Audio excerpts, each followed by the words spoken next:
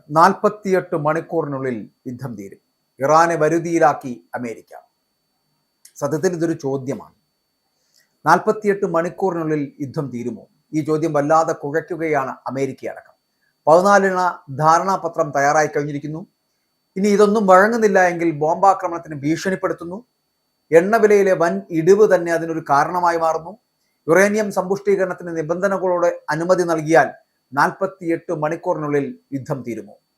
ഇറാനുമായിട്ടുള്ള സമാധാന ചർച്ചകളിൽ നിർണായകമായിട്ടുള്ള ചുവടുവയ്പ്പുകളുമായിട്ട് Donald Trump ഭരണകൂടം മുന്നോട്ട് പോകുന്നു.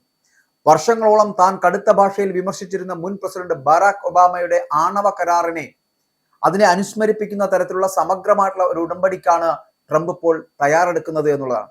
US ഉപരോധങ്ങൾ നീക്കം ചെയ്യുക, മരവിപ്പിച്ച ശതകോടിക്കണക്കിന് ഡോളർ ആസ്തികൾ വിട്ടു നൽകുക, യുറേനിയം സമ്പുഷ്ടീകരണത്തിന് ചില നിബന്ധനകളോടെ അനുമതി നൽകുക എന്നിവയാണ് ഈ പുതിയ ചട്ടക്കൂടിന്റെ പ്രധാന വശങ്ങൾ.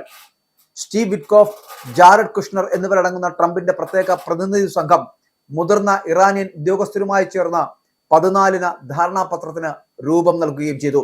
48 മണിക്കൂറിനുള്ളിൽ യുദ്ധം അവസാനിപ്പിക്കുവാനുള്ള ഒരു പാതയായി ഇതിനെ വൈറ്റ് ഹൗസ് അടക്കം കാണുന്നുമുണ്ട്. അപ്പോൾ ഈ കരാർ യാഥാർത്ഥ്യമായാൽ ഹോർമൂസ് കടലിടുക്ക് വീണ്ടും തുറക്കുന്നതിനും ആണവ പദ്ധതികളിൽ പുതിയ നിയന്ത്രണങ്ങൾ